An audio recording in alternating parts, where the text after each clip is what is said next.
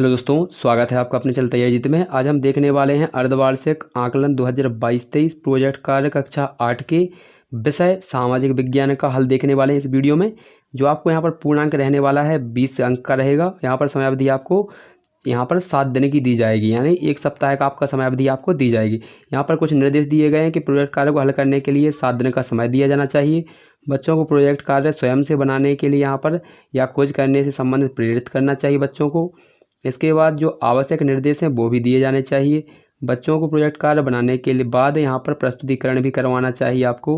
और जो प्रोजेक्ट कार्य है वो आप व्यक्तिगत कर सकते हैं या फिर आप मोबाइल से या फिर किसी व्यक्ति के द्वारा भी यहाँ पर हल करवा सकते हैं। यदि आप चैनल पर पहली बार आएँ तो चैनल को सब्सक्राइब कर लीजिए, साथ ही साथ जो बेल आइकन है उसे भी आप ऑन करके रख लीजिए, जिससे कि आपको आगे आने वाली वीडियो सबसे पहले मिल सकें। तो आइए यहाँ पर क्वेश्चन देख लेते हैं क्या दिए गए हैं आपका। तो क्वेश्चन हमारा दिया है सामाजिक विज्ञान का, यहाँ पर देख लीजिए। तो यहाँ पर लिखा है 20 अंक का ये होने वाला है। तो यहाँ पर 3 प्रश्न दिए गए हैं। तो पहला आपको क्या करना है, देश विदेश वस्तुओं की सूची तथा गमन और यहाँ पर गर्म और नरम दल के जो नेता थे उनकी सूची बनानी है। वर्तमान कृषि उत्पादन के बारे में एक सर्वे तैयार करना है। नर्मदा नदी द्वारा जो निर्मित मैदान होने के कारण कृषि की दृष्टि से उपजाऊ है, सिंचाई की सुविधा है, कृषि आधारित यहाँ पर उद्योग विकसित हैं, अतः आबादी सघन है, छात्र यहाँ पर विषय अंतर्गत ज्ञान में वृद्धि कर सकते हैं। तो ये आपका यहाँ पर आंसर हो जाएगा। ठीक है, यहाँ पर इसका कंप्लीट लिखेंगे हम।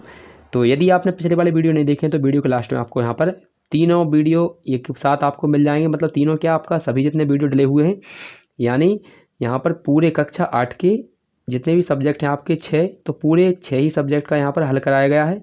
हिंदी, अंग्रेजी, गणित, संस्कृत और ये आपका सामाजिक विज्ञान होने वाला है। इसका भी आपका पूरा कंप्लीट हो जाएगा। तो ये हमारे 6 सब्जेक्टों के हल हो चुके हैं। यदि आपने अभी तक नहीं देखे तो आपको वीडियो के लास्ट में यहाँ पर मिल जाएगा प्लेलिस्ट, तो उसको देखकर सभी वीडियो का हल आप एक साथ में देख सकते हैं। तो देखिए यहाँ पर हम देखने वाले हैं सामाजिक विज्ञान का। तो यहाँ पर देखिए क्या लिखा है। प्रश्न पहला है, देसी और विदेशी वस्तुओं की सूची और गर्म दल और नरम दल के आपका नाम यहाँ पर लिखने हैं नेताओं के। तो पहले हम देखते हैं वस्तुओं के बारे में। तो देखिए ये लिखा हुआ है, इसको पढ़ेंगे अच्छे से। अपने ही देश में निर्मित या बनने वाली वस्तुओं को देसी वस्तुएं कहते हैं। ध्यान रखेंगे, जो अपने ही देश में बनती हैं वस्तुएं उनको हम क्या कहते हैं, देसी वस्तुएं कहते हैं। जैसे कि यहाँ पर दिया गया है देसी वस्तुओं के कौन कौन, जैसे धोती, कुर्ता, साड़ी, खाद्य तेल यानी जो खाने का तेल होता है वो, साबुन, दूध, दही, घी आदि। इसके अलावा भी बहुत सी चीज़ें जो हमारे खुद ही देश में निर्मित होती हैं। अब दूसरी देखेंगे, दूसरी हमारे क्या हो जाएगा, दूसरे देश में से निर्मित हुई वस्तुओं को विदेशी वस्तुएं कहते हैं। मतलब वे वस्तुएं जो दूसरे देश में बनाई जाती हैं, मैन्युफैक्चरिंग की जाती हैं, उन्हें हम विदेशी वस्तुएं कहते हैं। जैसे कि आपका उदाहरण में ले सकते हैं चाइना के मोबाइल्स, ये दूसरे देश में आपके निर्मित होते हैं और आपके देश में यहाँ पर बेचने के लिए भेज दिए जाते हैं, तो इसको बोलते हैं विदेशी। ठीक है, यानी विदेशी वस्तुएं बहुत सी चीज़ें हैं जो हमारे देश में नहीं होती हैं, बाहर से मंगाई जाती हैं। इसके उदाहरण दिए गए हैं, जैसे कि मान लीजिए विदेशी वस्तुएं जैसे कि जीन्स, डिजाइनर साड़ी, कॉलगेट, यहाँ पर हो जाएगा कॉलगेट, टूथपेस्ट, इलेक्ट्रिक सामान, खाद्य तेल, शैम्पू, सुगंधित सामान, यहाँ पर सामान यानी साबुन और परफ्यूम आदि। कुछ चीज़ों का निर्माण यहाँ पर जो लिखा गया उदाहरण हमारे देश में भी होता है और कुछ चीज़ों का आयात यहाँ पर हमारे दूसरे देश से कराया जाता है। तो सभी चीज़ें यहाँ पर अलग अलग कंपनी की, मतलब आपने देखा होगा कंपनी अलग अलग होती हैं, तो कुछ कंपनी की जो चीज़ें होती हैं वो बाहर से मंगाई जाती हैं और कुछ हमारे देश में ही निर्मित की जाती हैं। आशा है कि आपने इसको अच्छे से लिख लिया होगा। इसके बाद हम देखते हैं गर्म और नरम दल, यहाँ पर उदाहरण सहित। तो यहाँ पर गर्म दल किसे कहते थे, देखिए यहाँ पर ये नरम दल है और यहाँ पर ये गर्म दल है।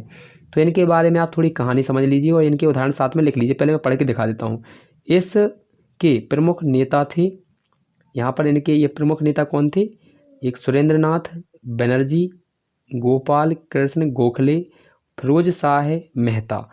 इसके बाद गर्म दल के नेता आपके लाला लाजपत राय, गंगाधर, यहाँ बाल गंगाधर तिलक और यहाँ पर बिपिन चंद्र पाल।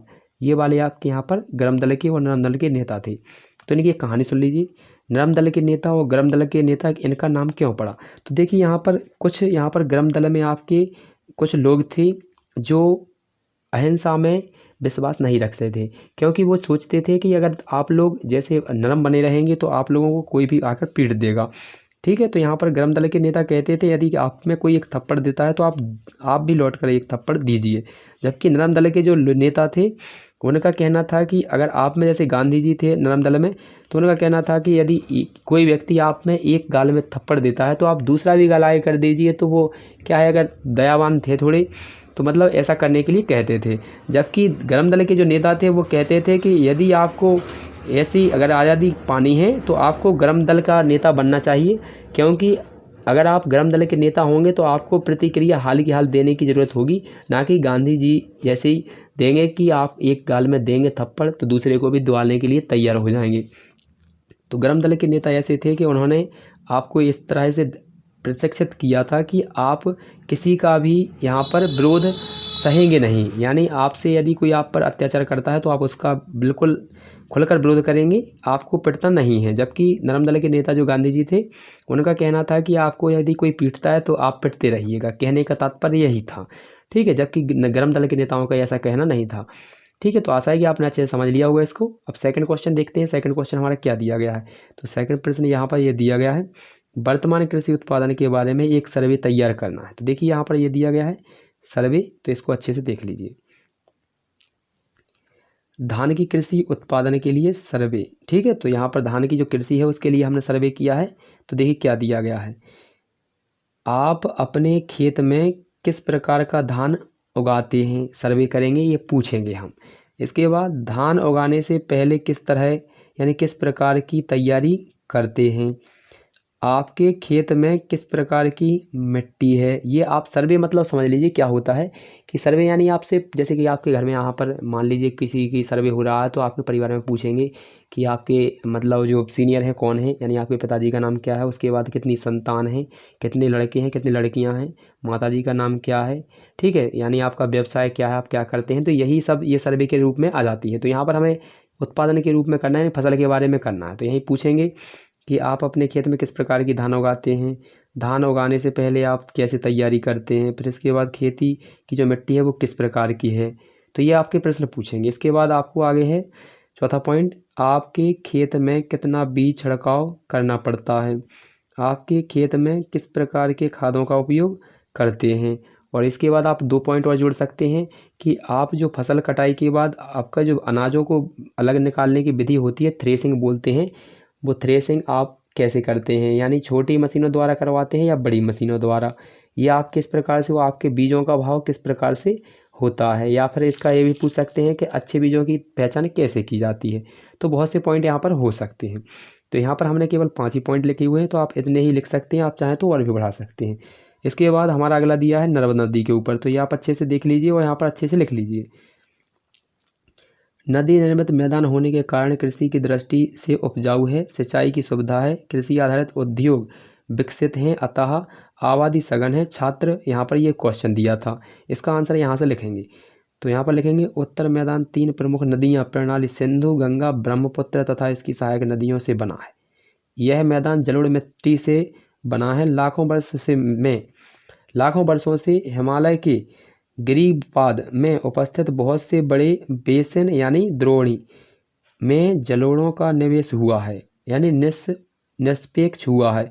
इससे यह इस उपजाऊ मैदान का निर्माण हुआ है। इसका विस्तार 7 लाख वर्ग किलोमीटर लंबा तथा 240 से 320 किलोमीटर यहाँ पर चौड़ा है।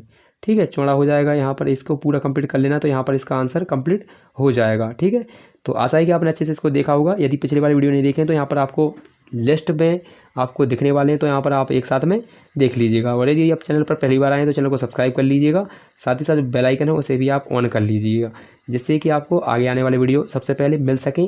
यहीं पर हमने पूरी यहाँ पर 6 के 6 सब्जेक्टों के वीडियो डाल दिए हैं, तो आप इन पर क्लिक करके सभी का हल यहाँ पर देख सकते हैं। आशा है कि आपको अच्छे से समझ में आया होगा।